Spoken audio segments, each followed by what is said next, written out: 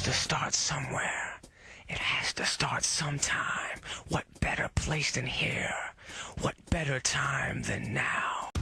What's up everybody, my name's Adam Driscoll from Powassan, Ontario originally, now residing in Thompson, Manitoba for the past 7 years. You're watching my creative art project from Laurentian University, Indigenous social work program. I chose this project in video form for two different reasons. I wanted to start a conversation between Indigenous people and non-Indigenous people in regards to the issues surrounding Indigenous people, but more than that, I really wanted to start the conversation of getting to know one another. We haven't been taught the proper history and we haven't been told the whole truth.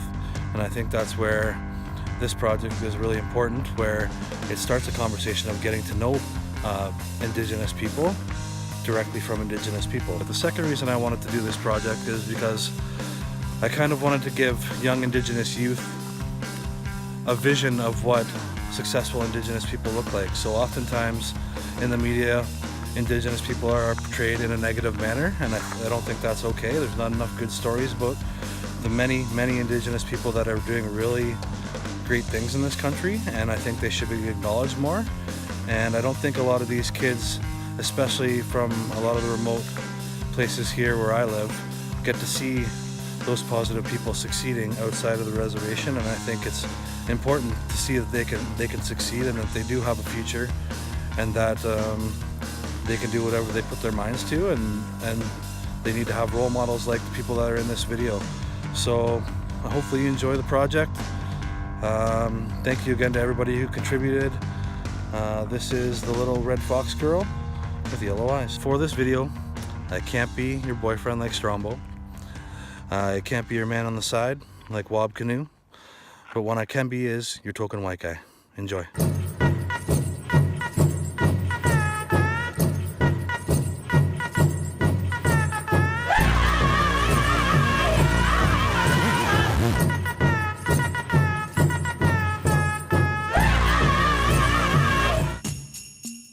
When I was about 14, I went to my first Sweatlodge, and it was about like around Thompson, Manitoba area, just like outside of the town by the horse stables. And the medicine man there, his name's Bill, and he gave me my spirit name after my first sweat.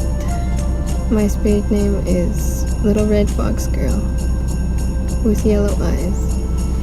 And yeah, it was pretty awesome that I got it on my first sweat, because some people take like long to get their spirit name. My family is from South Indian Lake, Manitoba, Opunahpiwin Cree Nation. It's sad to see like in Thompson there's a lot of like homeless people, and it's sad to see them like on the side, like on the streets every day, man, like collecting cans just to like get by. It's really sad. I want to be a foster parent. There's a lot of like native kids in like the foster system, and I want to help them like get back to their families. Bonjour, Tennessee Inani. My name is Mitch Bourbonniere, and my family hails from a small Métis village called Camperville, Manitoba, where my grandfather was raised. Today, I'm involved in many inner city initiatives in Winnipeg to help the people. Founding members of the Bear Clan Patrol in 1992. Also was with a group called Thunder Eagle Society that helped bring Children of the Earth High School to Winnipeg in 1992, one of the first Canadian Anishinaabe schools. I'm also involved today with the Mama Bear Clan, who patrol Main Street in Winnipeg helping the homeless. I'm involved in something called God Bannock, which also feeds the homeless with Althea Gibage. And we do a red cloth remembrance every winter. We adorn every bridge in Winnipeg in the middle of winter with red cloth to remember the missing and murdered people, women and children. And to that end, I also volunteer with a group called Drag the Red, where we look for missing people that end up in our river here in Winnipeg. I work in a program called Waubgeshig Rice, which is meaning in Ojibwe, young warriors living a good life moving forward.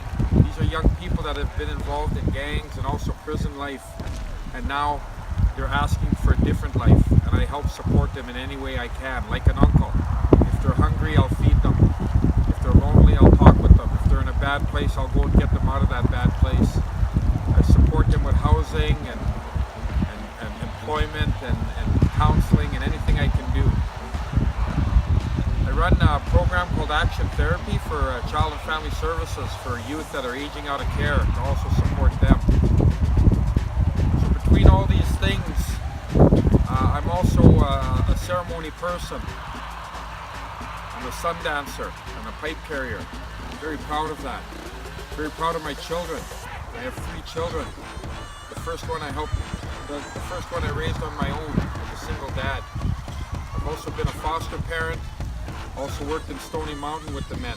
Well, I feel privileged and blessed to work for the people, and I'll keep doing that until I take my last breath. As a father, as an uncle, as a proud man trying to do good in the community, I send all my love to everyone out there. And let's all do the work, and let's all get along. Let's all be good to each other. Love you all. Miigwech. Bonjour, Waubgeshig Rice, Makwat Nodem, Wasaksing Donjaba. Hi, my name is Waubgeshig Rice. I'm a member of the Bear Clan of the Anishinaabe people, and I'm originally from Wasaksing First Nation on beautiful Georgian Bay in central Ontario. Right now I live in Sudbury, Ontario, where I work as a journalist for CBC. Waubgeshig Rice, CBC News, Ottawa. I graduated from Ryerson University in Toronto back in 2002, and I've worked in a variety of media across the country since. I'm also a published author. I've got my second novel coming out next year. It'll be my 3rd work of fiction. And as an author and a journalist, I'd say the core of my motivation is my Anishinaabe heritage. There's a deep and revered tradition of storytelling in my culture and in my community, and that's really what's fueled me to become a storyteller in many ways, as both an author and a journalist. And I think every day that's what motivates me and really makes me want to do good things, not only in the mainstream realm, but also for different First Nations and Indigenous communities across Canada and Turtle Island, by reflecting the real people, real Indigenous people of this land, and the real things that they go to, in hopes of educating non-Indigenous people of Turtle Island as to what life really can be like in our communities and what our experiences really are. So that's what motivates me mostly. I'm very proud of my Anishinaabe heritage. Growing up in the 1980s, it was something that I gradually learned as I was growing up. My community sort of came into the culture after having it removed from them for a long time due to a lot of external forces at the hands of the Canadian government. But thanks to the will of the people, our culture has really made a comeback and is starting to flourish once again. And hopefully our language catches up as well. I understand quite a bit of my Ojibwe language, or Anishinaabe as we call it. I can speak a little bit of it, but I don't speak it fluently yet. That is one of my goals in life, is to learn it fluently. I also want non-Indigenous Canadians to know that Indigenous people are really a diverse group of people, and they're really not one group. There are many, many different cultures, many languages, many artistic expressions, many political and social values that sort of really run the spectrum of the Indigenous experience in this country. I think it's a good time to be Indigenous in this country. There's still a long ways to go. There are still many things that the Canadian government has to atone for in terms of what it's created, some of the situations it's created on reserves across Canada. But awareness is better than it's ever been. There are a lot of non-Indigenous people who want to learn the true history of this land.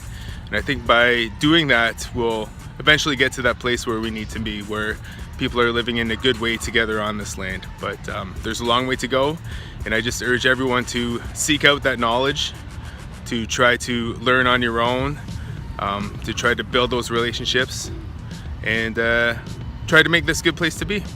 Okay, chmigwech. Hi, my name is Christopher Sheppard, and I am the Executive Director of the St. John's Native Friendship Center. I'm also the President of the National Association of Friendship Centers. I'm a Human Rights Commissioner and a few other things that I'm involved in. I am now 32 years old. I've lived in St. John's since 2003. I have worked at the Friendship Center for 10 years, and I've been the Executive Director for about a year. I started volunteering when I was quite young, when I moved to the city, really, because I didn't know a whole lot of other Aboriginal people here. And my sister, who was also going to university at the time, thought it would be a good idea for me to come to the Friendship Center and meet some other Aboriginal people and get involved and volunteer. And so over 10 years ago, I started volunteering here, and that pretty much started my path to ending up working here, getting involved in our national association. You get to see how you can help people and change people's lives every day, and people that really could use support can get it. I think for non-Indigenous people, I think sometimes they look at us like we're unicorns, like we're these magical creatures that are difficult to understand and know, and that they're really uncomfortable even coming up to us sometimes, or even just asking questions. And so one thing I always remind people, that at the end of the day, we are Indigenous people, we're Aboriginal people, but we're still people. And you're not going to learn anything about us or really get to know us unless you come up and be, kind and ask questions and learn what you don't know. But I also think that it's important to remind people that when an education system fails someone so that they don't know about Aboriginal people, sometimes they have a responsibility to learn themselves. I have a lot of mentors who helped me get where I am, and I still talk to them every day almost. And to me, they have a huge part to play in where I've ended up. And sometimes they'll be in places that you never expect, and sometimes they're people that you don't expect. But going up to them and talking to them and finding out things is really important, because they're not always going to be there. And so there's always people that you can talk to and find out and learn from, and that could have a huge impact on your future and your life. Hi, my name is Amanda Devlin. I'm a Métis from Thompson, Manitoba, and I graduated from the Northern Bachelor of Social Work program in 2008. Before I attended university, I worked as a hairstylist, and it was there that I met someone who saw something in me that I didn't see in myself, and who encouraged me to go to university, and I'm so glad that I did. And that person is one of my mentors today. I've been practicing social work for about 10 years now. I've worked in a variety of settings, including geriatrics. I worked as a hospital social worker for a couple of years, a school counselor for a couple of years, and in 2014, I moved to St. John's, Newfoundland and Labrador, and I presently work as a community social worker at the St. John's Native Friendship Center. I believe that we are all responsible for moving towards and achieving reconciliation. Non-Indigenous people can become allies by connecting with Indigenous people in meaningful ways, by reading the calls to action put forth by the Truth and Reconciliation Commission, and by educating yourself on the legacy of residential schools and how that system impacted people over time. My message to Indigenous youth is to be proud of who you are. Let go of anger, let go of resentment, let go of shame. Remember that your ancestors are watching, and when you heal yourself, you heal them too. You can decide today to expend your energy on doing good, on kindness, and on helping others. You can do anything you want to do in this life. When someone sees something in you that you don't see in yourself, believe them. Miigwech.